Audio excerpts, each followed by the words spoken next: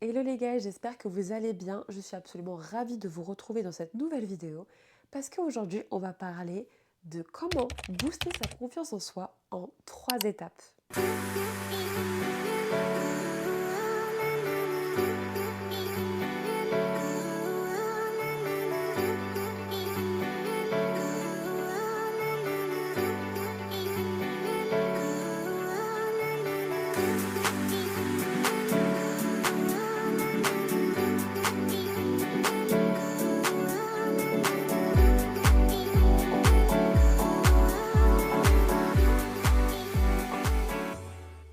Déjà, j'aimerais revenir sur un point important pour vous, comme pour moi. Qu'est-ce que c'est que d'avoir confiance en soi? Parce que moi, personnellement, quand j'étais petite, la confiance en soi, je le voyais vraiment en mode les filles du lycée qui se la pétaient un peu dans les couloirs et elles avaient confiance en elles. Elles étaient là, elles étaient extravagantes, pardon, elles faisaient du bruit, on n'entendait que elles.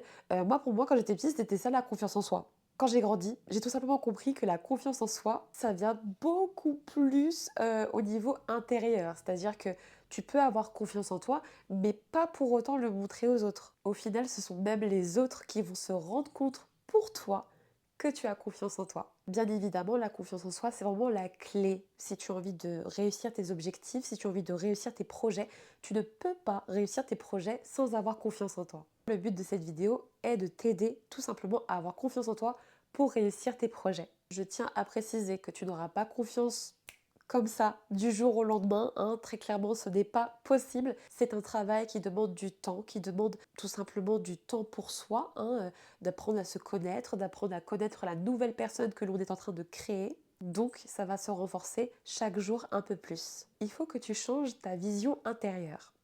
Qu'est-ce que ça veut dire changer sa vision intérieure? Je ne sais pas si tu te rends compte, mais quand on est tout petit, on nous apprend des choses, ok? On nous apprend à, à marcher, à lire, etc.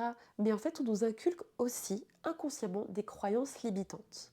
On nous inculque des croyances qui nous font croire que parfois, on n'est pas assez. Que parce qu'on rate quelque chose, c'est toute notre vie qui est ratée. Et c'est là qu'il va falloir changer la perception de soi-même. Parce qu'en grandissant, on devient notre plus grande critique. Au quotidien, on va répéter des schémas qui vont faire qu'on aura vraiment la même situation de quand on était petit. Admettons, je reprends l'exemple d'une vidéo que j'avais vue sur TikTok. Tu fais tomber un verre d'eau par terre quand tu es petit. Tes parents, certains parents, avant qu'on attrape ma veste, certains parents vont crier sur leur enfant: «Oh, mais t'es qu'un nul, t'as renversé de l'eau par terre. Oh, mais qui va nettoyer?» Il suffirait tout simplement de prendre un sopalin et de nettoyer le sol. Et le sol serait encore plus propre qu'avant. Ce n'est pas parce que tu fais tomber un verre d'eau par terre que ça fait de toi une personne ratée. Ce n'est pas parce que tu rates quelque chose dans ta vie que ça fait de ta vie entière quelque chose de raté.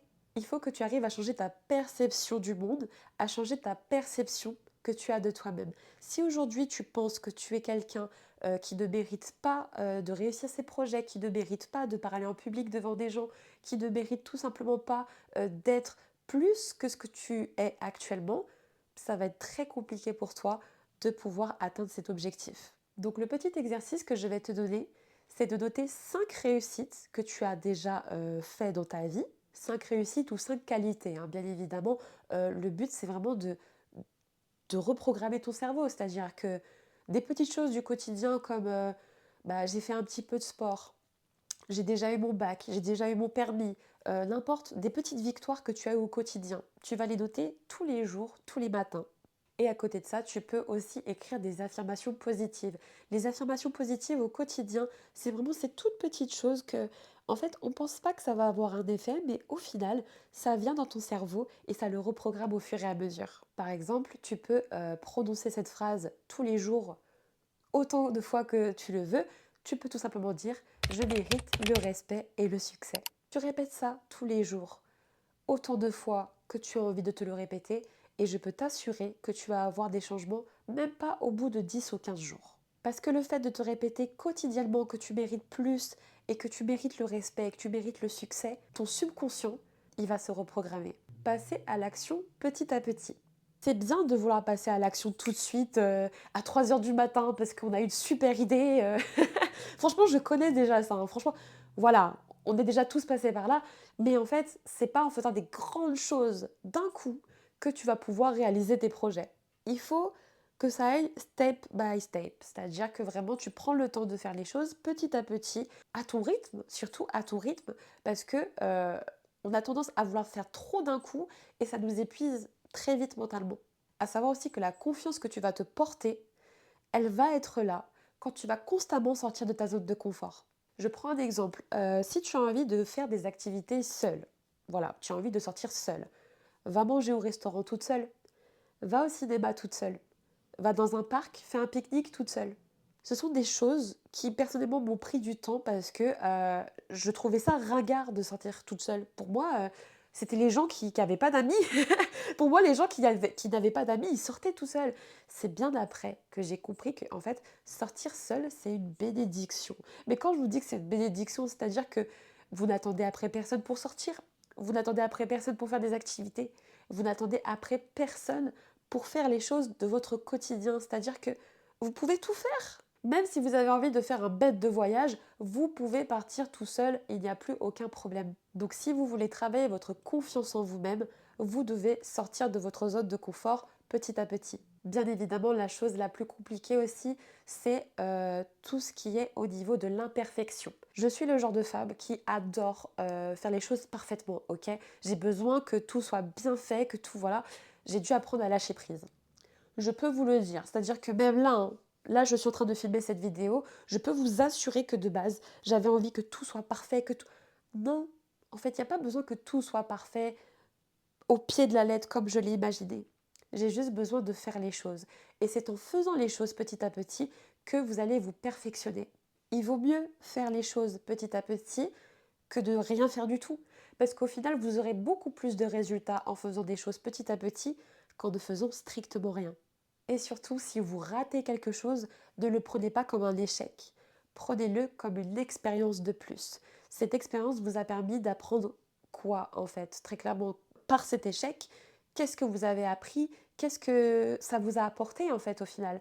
Parce que très clairement, on voit les choses du quotidien que l'on rate comme des échecs, comme quelque chose qui est perdu, alors que tout simplement, un échec, c'est quelque chose que vous pouvez remodeler par la suite parce que vous avez compris. Vous avez compris comment ça fonctionne maintenant et vous pouvez ne pas répéter cette erreur. La troisième étape que je vous propose, c'est de vous entourer des bonnes personnes et surtout de nourrir votre confiance au quotidien. Parce que c'est bien beau de vouloir faire ça sur 1 ou 2 jours, sauf que, comme je le disais, ça demande beaucoup plus de temps. C'est-à-dire que c'est constant. Il faut travailler sa confiance en soi tous les jours. Et d'ailleurs, l'environnement dans lequel vous êtes a un grand impact sur votre confiance en vous. Vous ne pouvez pas avoir confiance en vous si vous êtes entouré de personnes qui, au quotidien, vous rabaissent.